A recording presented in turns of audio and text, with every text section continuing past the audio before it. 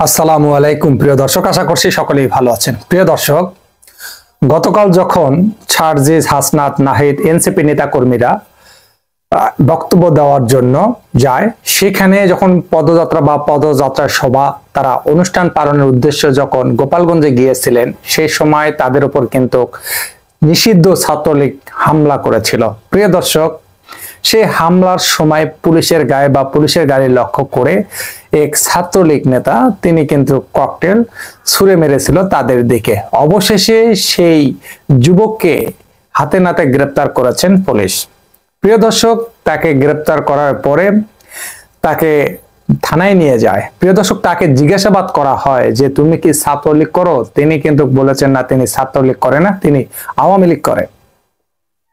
দর্শক, তার গালে 2-4টি চড়-থাপ্পড় দেওয়া হয়েছিল পুলিশের পক্ষ থেকে, কারণ পুলিশের গায়ে যখন ককটেল ছুঁড়ে মেরেছিল পুলিশ কিন্তু খুবই রাগান্বিত হয়েছিল এই বিষয়টা কেন্দ্র করে। তারপরে তাকে যখন বারবার জিজ্ঞাসাবাদ করা হচ্ছিল সে কিন্তু স্বীকার হচ্ছিল না। অবশেষে তাকে কিন্তু থানায় নিয়ে যাওয়া হয়।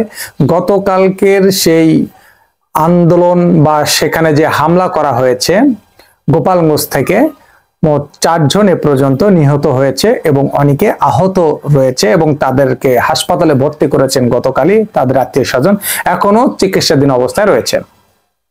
এখন প্রশ্ন হলো যে আওয়ামী লীগের যেসব নেতাকর্মী আছে, যুবলীগ আছে, ছাত্রলীগ আছে, যে মেন লিডার শেখ হাসিনা তিনি কিন্তু দেশ থেকে পালিয়ে গিয়েছেন, সজীব ওয়াজেদ বিদেশে, সাদ্দাম দেশের বাইরে, যারা মেন নেতা তারা কিন্তু দেশে নেই। এখন লাইভে এসে সোশ্যাল মিডিয়াতে স্ট্যাটাস দিচ্ছে যে আপনাদেরকে লড়তে হচ্ছে, এনসিপি বা জামাত বা বিএনপি বা জনগণের বিরুদ্ধে লড়তে বলছে। এখন তারা তো মাঠে নেই, আর আপনারা যদি লড়তে যান এটা আপনাদের জন্যই বিপদ, কারণ এই আপনাদেরই জীবন চলে যাবে হয়তো বা এই সংগ্রামে গিয়ে। কারো হয়তো পা হারাতে হতে পারে, কারো হয়তো হাত হারাতে হতে পারে, কেউ হয়তো জীবনও হারাতে পারে এই সংগ্রামে গিয়ে। কিন্তু কি লাভ? আপনাদের যে নেতা তিনি যদি দেশে থাকতেন, যদি নির্বাচনে যেতেন, তাহলে এই বিষয়টা একটা কথা ছিল। তিনি তো দেশে নেই। এখন ব্রাহ্মণবাড়িয়া বলেন বা গোপালগঞ্জ বলেন, যে কোনো জেলার লোক বলেন, যদি আওয়ামী লীগের বিরুদ্ধে, যদি আওয়ামী লীগের পক্ষ হয়ে যদি এনসিপির বিরুদ্ধে লড়াই করে, সেক্ষেত্রে নিজের পায়ে কুড়াল মারার সমতুল্য। কারণ যারা মেন নেতা অনেকে গ্রেপ্তার হয়েছেন, কেউ বা দেশ থেকে পালিয়েছেন, তারা তো আর দেশে নেই। যে একটা বড় দল আওয়ামী লীগ দল, সে দলটা তো নেই।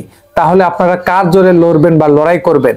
আপনাদের এতে অর্থনৈতিক ক্ষতি হবে, আপনাদের শরীরের ক্ষতি হবে, তাহলে আপনাদের ছেলে মেয়ের ক্ষতি হবে, অনেক কিছু কিন্তু আপনাদের ক্ষতি হয়ে যাবে। এতে কিন্তু আপনাদের লাভ হবে না, ক্ষতির পরিমাণটাই বেশি। যদি সেই দলটা যদি দেশে থাকতো, তাহলে একটা কথা ছিল যে না, সেই দল আছে, নির্বাচনে যাচ্ছে, সেক্ষেত্রে আপনারা আন্দোলন করতে পারতেন। কিন্তু এই আন্দোলন করা মানে বিকার বা বৃথা। তা দর্শক, এখানে যেটা গতকাল করা হয়েছে, সেখানে পুলিশের গাড়ি প্রথম ভাঙচুর করা হয়েছে, আগুন দেওয়া হয়েছে, 4 জন পুলিশকে তারা আহত করেছে। তারা এখন হাসপাতালে রয়েছেন চিকিৎসাধীন অবস্থায়। বারবার 2-4 বার তারা হামলা চালায় সেই সমাবেশে। অবশেষে সেখানে হাসনাত, সার্জিস, নাহিদ তারা ছিল, তারা সেখান থেকে তাদেরকে সেনাবাহিনী নিরাপত্তা দিয়ে ট্যাঙ্ক গাড়ির ভেতরে করে নিয়ে তাদেরকে নিয়ে এসেছে।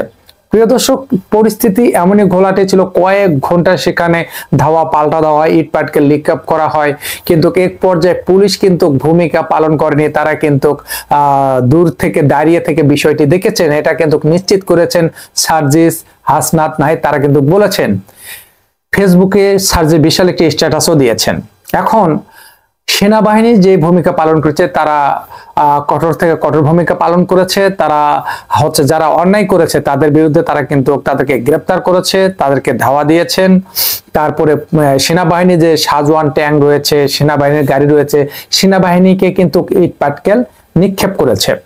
আমরা দেখেছি গতকাল কয়েক ঘন্টা সময় ধরে ধাওয়া পাল্টা দেওয়া হয়েছে, আর অনেক আওয়ামী লীগের নেতা, যুবলীগ, তারপরে ছাত্রলীগ নেতা কর্মীরা গ্রেপ্তার হয়েছেন, আর 4 জন মারা গিয়েছেন। দর্শক, এই ছিল এখনকার বিস্তারিত সংবাদ। আপনাদের মতামত অবশ্যই কমেন্ট বক্সে লিখে জানাবেন। আবারও দেখা হবে আপনাদের সাথে নতুন কোনো ভিডিওতে। ভালো থাকবেন। আমি এমডি রুবেল হোসেন। আল্লাহ হাফেজ।